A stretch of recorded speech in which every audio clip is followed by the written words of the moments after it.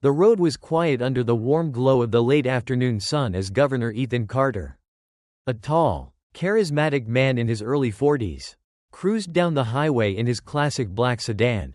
He had just wrapped up a town hall meeting in a small suburb and was looking forward to an evening with his family. Dressed in an impeccably tailored suit and sporting a state-issued license plate, Ethan radiated confidence and calm authority.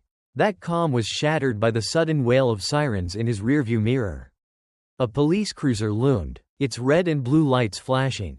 Ethan frowned but signaled to pull over, puzzled as to why he was being stopped. He hadn't been speeding, his tags were up to date, and his car, while a head-turner, was far from suspicious. As he reached for his wallet, a feeling of unease began to creep in. He knew all too well how routine traffic stops could quickly escalate. Especially for black men, even black men who happened to be the governor of the state. The officer approached slowly, his hand resting on his holstered gun. Ethan noticed the exaggerated swagger in the man's gait, the hostility in his posture. This wasn't a casual stop. License and registration, the officer barked, his eyes narrowing as he scanned Ethan from head to toe. "What are you doing out here in a car like this?" Ethan paused, raising his eyebrows slightly. "Good afternoon, officer," he said evenly. "May I ask what the issue is?" "Don't get smart with me," the cop snapped, his hand tightening on the butt of his weapon. "Step out of the vehicle." Ethan's facade didn't crack, but his mind was racing. This wasn't about a broken taillight or a missed signal. It was something else, something far uglier. He opened the car door and stepped out, towering over the officer but making no move that could be perceived as threatening. And then the cop said it, the words dripping with venom. "Men like you don't belong in cars like that." Ethan's heart pounded, but he didn't flinch. This wasn't the first time he'd faced this kind of prejudice. What the officer didn't realize yet was that this time, he wasn't just messing with any black man, he was messing with the governor. Governor Ethan Carter stood by the side of the highway, his presence commanding despite the tension crackling in the air. The officer, whose nameplate read R. Hansen, seemed oblivious to the rising storm he was creating. Hansen, a middle-aged man with a buzz cut and a permanent scowl, was clearly enjoying this display of power. "Hands on the hood," Hansen barked. Ethan hesitated. His training as a lawyer, a leader, and a black man taught him that every move mattered in moments like this. He wasn't afraid, he'd long since learned to channel his fear into focus. But he was angry. He knew this wasn't about a traffic violation. It was about the color of his skin and the assumptions attached to it. "Officer Hansen," Ethan said, his voice steady, "I'll cooperate fully, but I need to understand why you're asking me to step out of my vehicle." "Am I being detained?" Hansen's lip curled as if the word, detained, was a challenge to his authority. "Don't start quoting the law to me," he sneered. "You think you're some big shot? You're out here driving a car like this, wearing that fancy suit, probably stolen. Let's see if the registration matches your name." Ethan took a deep breath, the insult hanging in the air between them. The cop didn't recognize him. That much was obvious. But Ethan wasn't about to drop the bomb just yet. He wanted Hansen to dig himself deeper, to reveal the full extent of his prejudice.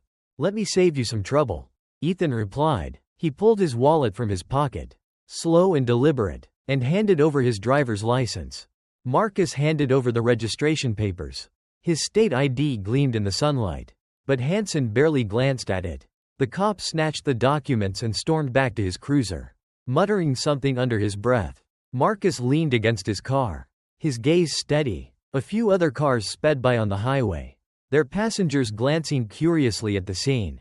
Marcus felt the weight of their stares but refused to be diminished by them. Minutes ticked by, and Marcus could see Hansen talking on the radio, his expression shifting from smug to confused. The officer looked at the license again, his brow furrowing. He said something into the radio, paused, then glanced back at Marcus with a mix of suspicion and irritation. When Hansen returned, his tone was sharp, but there was an edge of uncertainty to it.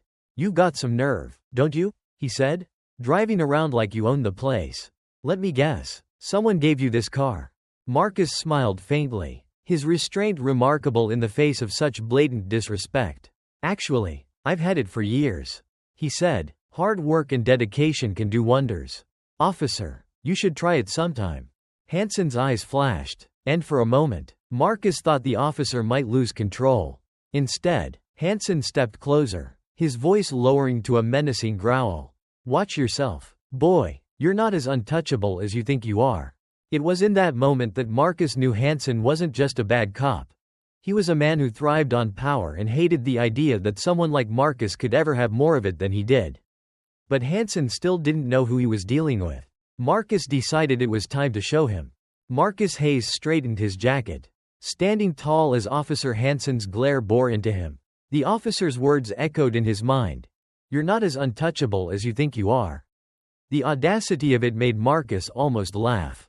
If only Hansen realized how untouchable Marcus actually was. Still, Marcus knew better than to escalate the situation too quickly. He wasn't just a man standing on the side of the road, he was a governor. A symbol of leadership and dignity. Hansen, however, was treating him like a criminal. A man who had no business behind the wheel of a luxury car. "Officer," Marcus said calmly, his voice steady but firm. "I've complied with your requests. You've seen my license and registration. So, are we done here?" Hansen smirked, his hand still resting on his holstered weapon. "We'll be done when I say we're done." He took a step closer, his eyes narrowing. "What kind of work do you do to afford a car like this? Bet you're one of those guys who found a loophole or got lucky with a handout." Marcus raised an eyebrow. He wanted to correct the officer right then and there, to remind him that he wasn't lucky, he was qualified. But Marcus knew that exposing the truth too early wouldn't teach Hansen the lesson he so desperately needed to learn. Instead, Marcus tilted his head, playing along. "Why don't you tell me what kind of work you think I do?"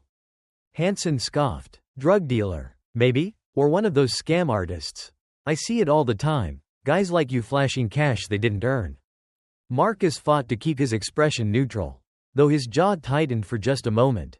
Hansen's words were vile, but they weren't new. He'd heard them before in boardrooms and backrooms from people who couldn't accept that a black man could be as successful, or more so, than they were. "I see," Marcus said, crossing his arms. "So based on nothing but my appearance, you've already decided who I am and how I got here. That's an interesting perspective, Officer Hansen." The sarcasm wasn't lost on Hansen, who stepped even closer, invading Marcus's personal space. "You've got a smart mouth, don't you?" he sneered. "Might want to tone it down before you end up in a jail cell tonight." For the first time, Marcus felt a flicker of real anger. This wasn't just about disrespect, it was about power.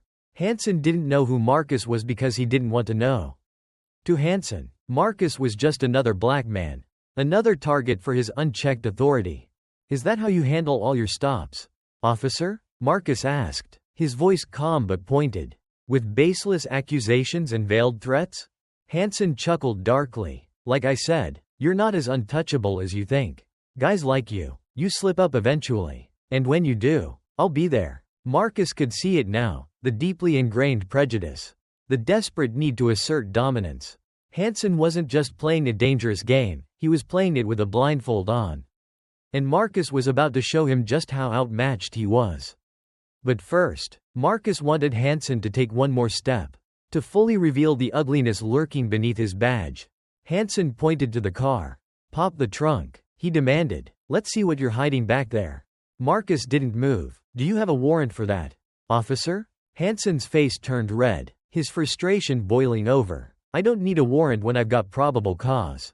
He spat. "And you, standing here in your fancy suit, pretending you're better than me. That's cause enough." Marcus's lips curved into a faint smile, one that wasn't entirely friendly. "Interesting interpretation of the law," he said, "but I'd suggest you tread carefully. You might be closer to slipping up than you think." Hansen sneered, mistaking Marcus's warning for defiance. He didn't realize that the balance of power was about to shift dramatically and not in his favor. The tension between Marcus and Officer Hansen hung in the air, thick as a storm cloud. Cars zipped by, their drivers slowing just enough to catch a glimpse of the scene unfolding on the side of the highway. Hansen, oblivious to the consequences of his actions, continued to assert his authority, mistaking Marcus's calm demeanor for submission. "I said, pop the trunk," Hansen repeated, his voice harsher now. "Or are you refusing to comply?" Marcus stared at him unblinking, his hands resting casually at his sides. "Officer, I know my rights. I have nothing to hide." But unless you have a warrant or legitimate probable cause, I won't be opening my trunk today. Hansen's nostrils flared. He wasn't used to being challenged, especially not by someone who looked like Marcus. He took a step forward, his body language aggressive as if he were daring Marcus to escalate. Listen, smart guy, Hansen growled, you don't get to call the shots here. Out here, I'm the law, and if you don't start showing some respect, I'll. Marcus interrupted, his voice cutting through Hansen's tirade like a blade. Arrest me for what, exactly? Exercising my constitutional rights? Or is the real issue something you haven't said out loud yet? Hansen froze for a moment, caught off guard by Marcus's boldness. Then, as if doubling down on his authority, he reached for his radio. You've got a big mouth, don't you? Maybe I should bring backup. I bet we'll find something if we look hard enough. Marcus's expression didn't change, but internally he was calculating. He could see where this was heading, and he knew he had the upper hand. Hansen might think he was in control, but every second of this interaction was exposing the officer for who he really was. Call whoever you need to, Marcus said evenly, gesturing toward the cruiser. In fact, I encourage it. The more witnesses, the better. Hansen hesitated, his radio halfway to his lips. Something in Marcus's tone gave him pause, but his ego wouldn't let him back down. He pressed the button, calling for another unit to join the scene. Yeah, I've got a situation here, he said, his eyes never leaving Marcus. Might need some backup. As Hansen waited for a response, Marcus reached into his jacket pocket, moving slowly to avoid triggering any overreaction. He pulled out a sleek phone and tapped the screen a few times. What are you doing? Hansen barked, his hand moving instinctively to his gun. Making a call, Marcus replied calmly. If you can call for backup, so can I. The officer's brow furrowed, suspicion flashing across his face. Who do you think you're calling? Your lawyer? Something like that, Marcus said, putting the phone to his ear. Governor's office, he said smoothly after a brief pause. This is Marcus Hayes. I'm currently detained on the side of Highway 84 by Officer R. Hansen. I need confirmation of my identity sent immediately and send the press team. Heads up, this might become a story. Hansen blinked, his mouth opening slightly in disbelief. What did you just say? He stammered, his bravado faltering for the first time. Marcus lowered the phone slightly, meeting Hansen's gaze with steely calm. I said I'm the governor of this state, Officer Hansen. And you're about to find out what happens when you let prejudice blind you to the facts. Hansen's face turned a shade of red that bordered on purple. For a moment, he looked as if he might deny it, might insist that Marcus was lying. But the state-issued license plate, the impeccable suit, and Marcus's unshakable confidence told a story Hansen could no longer ignore. The radio crackled, signaling that backup was on the way. Hansen glanced at his cruiser, then back at Marcus, his expression shifting from anger to uncertainty. He'd pushed too far, and now he was caught. Marcus didn't gloat, didn't smirk or taunt the officer. Instead, he stood silently, watching as Hansen wrestled with the realization that he'd made a critical mistake. As the sound of approaching sirens filled the air, Marcus knew the real lesson was only just beginning. The approaching sirens grew louder, their wail slicing through the tension like a razor. Officer Hansen shifted on his feet, glancing nervously at Marcus, then back at the road. The realization was sinking in now. He'd stopped the wrong man, and the consequences were hurtling toward him at full speed. Marcus stood still, his expression composed but unyielding. In his years as a leader, he'd mastered the art of silence, letting the weight of a moment press on his opponent without a single word.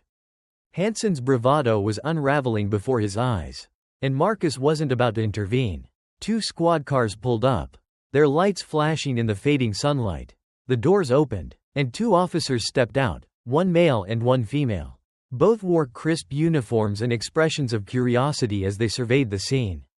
The male officer, a stocky man with salt and pepper hair, walked over to Hansen. What's going on here? The officer asked, his tone professional but firm. Hansen, visibly flustered, cleared his throat. A traffic stop, he said, avoiding eye contact with Marcus. I pulled this guy over for suspicious behavior. The female officer's gaze flicked to Marcus, who was standing as calm as ever, his hands resting lightly at his sides. Her eyes narrowed slightly, and Marcus could see the gears turning in her mind. She recognized him, or at least suspected who he was. Suspicious behavior? She asked, raising an eyebrow. What kind of suspicious behavior? Hansen faltered, his words tumbling out in a disjointed mess.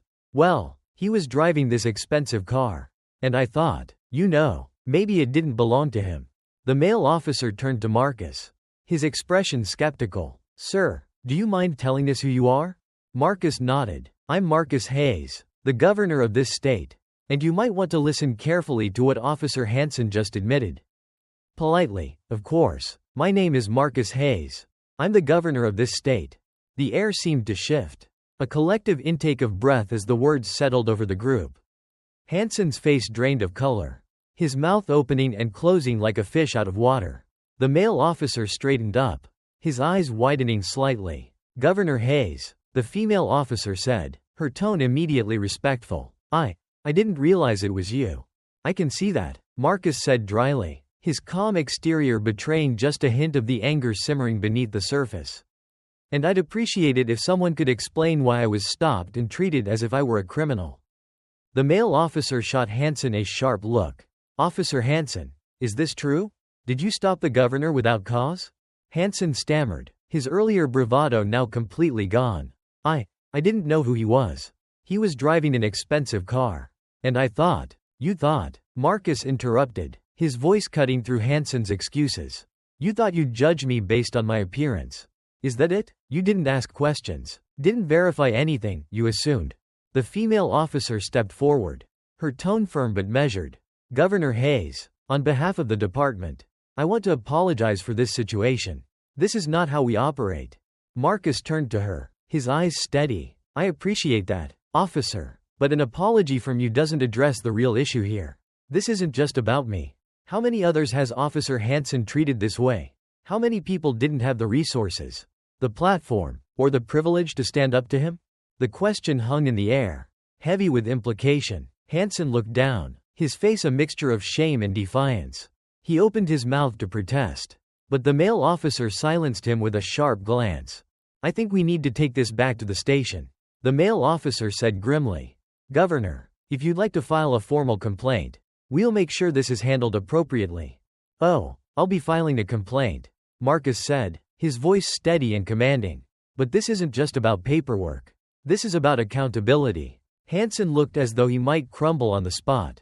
But Marcus wasn't done yet. He took a step closer, his voice dropping to a low, powerful tone. You see, Officer Hansen, your badge doesn't give you the right to disrespect or degrade anyone. No matter who they are. No matter what you think you know about them. And now everyone's going to see just how wrong you were. Hansen swallowed hard, his confidence utterly shattered. The backup officers exchanged uneasy glances, realizing this incident was about to become much bigger than a routine traffic stop.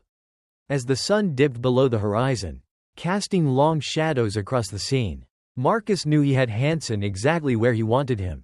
But the final blow, the one that would change everything, was still to come. The hum of the squad cars and the quiet murmur of passing traffic were the only sounds as the weight of Governor Marcus Hayes's words settled over the scene.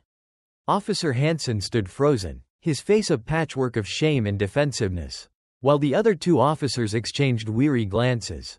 It was clear that this stop had spiraled far beyond their usual protocol. Marcus wasn't done. He wasn't angry for himself, he was angry for the countless others who'd been stopped and silenced. For those who couldn't fight back against the very system meant to protect them. Today, he wasn't just standing up as a governor, he was standing up as a man who understood what it meant to be marginalized and dehumanized. Officer Hansen, Marcus said, his voice calm but sharp enough to cut through the silence. Do you know what the role of a public servant is? Hansen looked up, startled. He opened his mouth to answer but quickly shut it, unsure if speaking would make things worse. I'll tell you, Marcus continued, a public servant exists to protect, to serve, and to ensure justice for everyone. Not just people who look like you. Not just people you approve of, everyone. The female officer nodded slightly, her posture shifting as if she too felt the sting of Marcus's words. Hansen, however, bristled, his hands clenched at his sides and his lips pressed into a thin line. Marcus could see it, the internal struggle of a man trying to hold on to power that wasn't his to abuse. I've spent my entire career fighting for fairness and equality, Marcus said, taking a step closer to Hansen. I've seen men like you before, men who think their badge is a shield for their biases. But let me make something very clear, you don't intimidate me. And you don't define me. The backup officers shifted uncomfortably, clearly caught between respecting their superior officer and the undeniable authority of the man standing before them. The male officer finally broke the silence. Governor Hayes, he said, his voice carefully measured, this is clearly a serious matter. And I assure you it will be investigated thoroughly. I'm glad to hear that, Marcus replied, turning to face the officer. Because this isn't just about what happened here today. It's about what's happening in departments across this state, across this country. It's about making sure no one else has to stand on the side of a road being interrogated because of the color of their skin. The female officer nodded again, this time more visibly. You're absolutely right, Governor. And we're going to do everything in our power to address this. Hansen's frustration boiled over. This is ridiculous, he snapped, his voice rising. I was doing my job. I didn't know who he was. How was I supposed to? How was I supposed to know? Marcus interrupted, his voice suddenly louder, cutting through Hansen's outburst like a whip. You weren't supposed to know who I was. You were supposed to treat me like a human being, like someone who deserved your respect and protection. And you failed. Hansen froze, his face a mixture of anger and fear. The other officers said nothing, but their silence was damning. Marcus pulled out his phone again, holding it up so everyone could see the screen. This entire encounter has been recorded, he said, every word, every action documented, and not just for the public. I'm forwarding this to the State Attorney General's office, the Police Oversight Committee, and the press. Hansen's eyes widened, panic flashing across his face.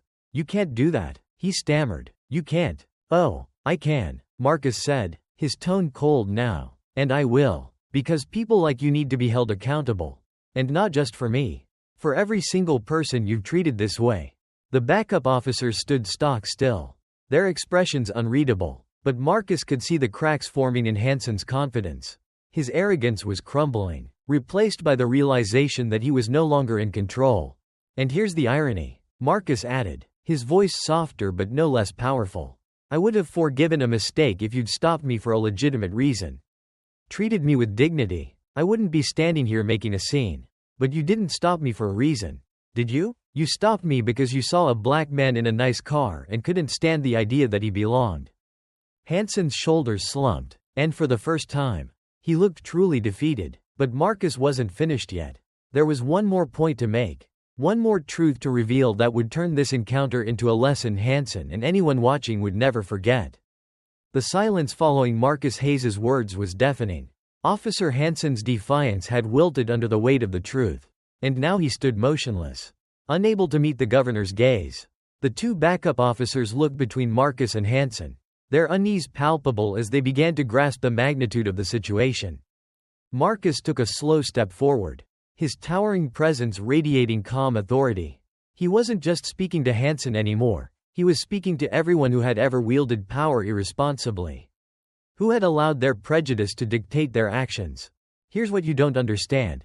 Officer Hansen, Marcus began, his voice low but powerful. Your actions today aren't just an embarrassment to you. They are a betrayal of the badge you wear. You represent more than yourself. You represent a promise to the people of this state. A promise to serve and protect without bias or discrimination. Hansen flinched, his shoulders tightening under the weight of Marcus's words. Marcus could see the cracks deepening, the officer's self-assured facade crumbling into something closer to shame. I've been stopped before, Marcus continued, his voice steady but his words cutting like a scalpel. When I was a teenager walking home from basketball practice. When I was in college driving back to campus after visiting my mother. Even when I was an attorney dressed like this. Trying to explain to officers just like you that I had every right to be where I was. He paused, letting the weight of those moments hang in the air. Hansen's face was pale now, his earlier bravado replaced by a dawning realization of just how wrong he'd been. But here's the thing, officer, Marcus said, leaning slightly closer. I never let it stop me. Every time someone like you tried to make me feel small, I fought back, not with anger, not with violence, but with persistence. I worked harder. I climbed higher. And now I'm standing here as the governor of this state. While you, he gestured toward Hansen's badge, are stuck in the same small mindset that's been holding you back all your life. Hansen's lips trembled as if he wanted to respond. But Marcus didn't give him the chance. You see, it's not me who's out of place here, Marcus said, straightening his tie with a deliberate gesture. It's you. You're the one who doesn't belong in this car, on this highway, in this uniform, because a public servant who treats people the way you treated me today isn't serving anyone but his own ego. The female officer finally broke her silence, her voice quiet but firm. Governor Hayes, I want to thank you for saying that. And I want you to know not all of us are like him. Marcus turned to her, his expression softening just slightly. I believe that, he said, but it's not enough for the good officers to quietly disapprove. It's your responsibility to hold each other accountable. Because if you don't, the trust between law enforcement and the people they serve will never heal. The male officer cleared his throat, stepping forward with a somber expression. Governor, I assure you this incident will be fully investigated, and Officer Hansen will face the consequences of his actions. Marcus nodded but didn't smile. I appreciate that, but this isn't just about consequences. It's about change. Make sure that what happened here today isn't swept under the rug. Use it to remind every officer in this state of their duty to treat everyone with dignity, regardless of who they think they are. Hansen, who had been silent throughout Marcus's speech, finally spoke, his voice barely above a whisper. I didn't mean to. To what? Marcus interrupted, his tone sharp again. You didn't mean to expose your prejudice. Or you didn't mean to get caught. Either way, the damage is done. The question is, what are you going to do about it? Hansen's mouth opened, but no words came out.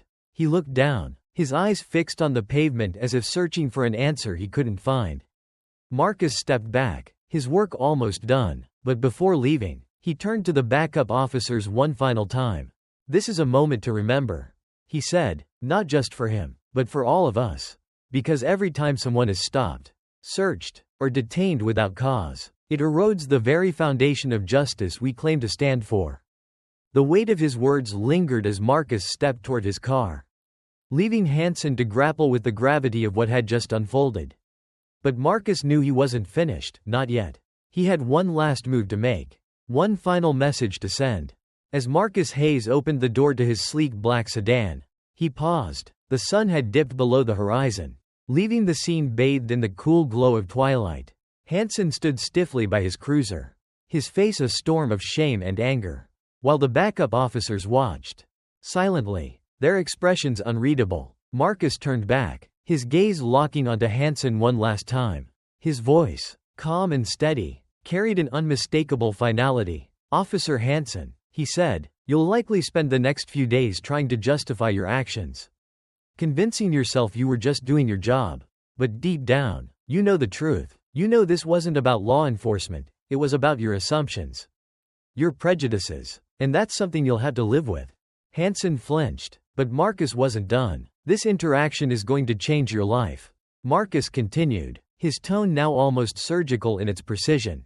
Not because of who I am, but because of what you've revealed about yourself.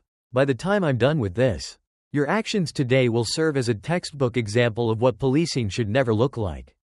Your name will be in every briefing, every training session, every conversation about accountability. The female officer cleared her throat softly, her voice hesitant. Governor Hayes, we'll make sure this is handled properly. I'm counting on that, Marcus said, giving her a curt nod. Because accountability isn't optional, it's necessary. Hansen, whose confidence had completely crumbled, stood frozen, unable to look Marcus in the eye.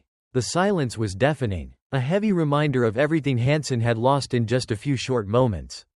The governor's calm, unrelenting dismantling of his authority had left him stripped of the very power he'd clung to. As Marcus stepped back into his car, his phone buzzed on the console. A text from his communications director lit up the screen. Video already trending. Media wants a comment. What should I say? Marcus smiled faintly and tapped out a reply. Say this is the start of a much bigger conversation. He started the engine, the low hum breaking the stillness, and pulled back onto the highway. Behind him, the police cars remained, their flashing lights a stark reminder of the events that had just unfolded.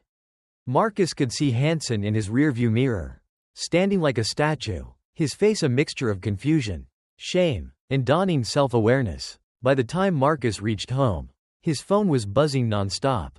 The video he recorded during the encounter had gone viral, already amassing thousands of comments.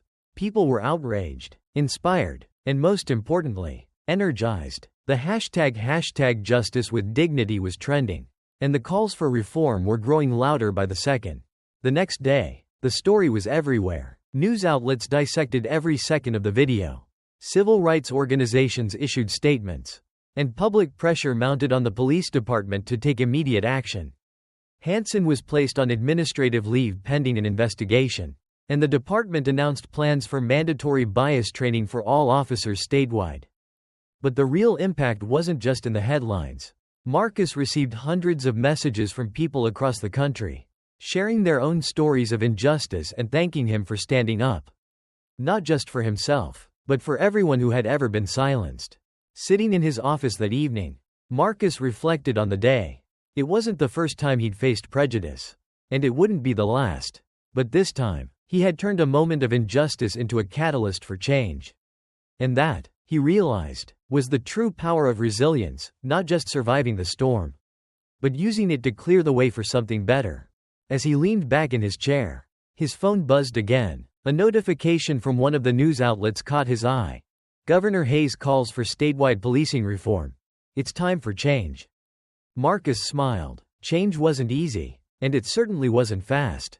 But today, on the side of that highway, it had taken a step forward. And that was just the beginning.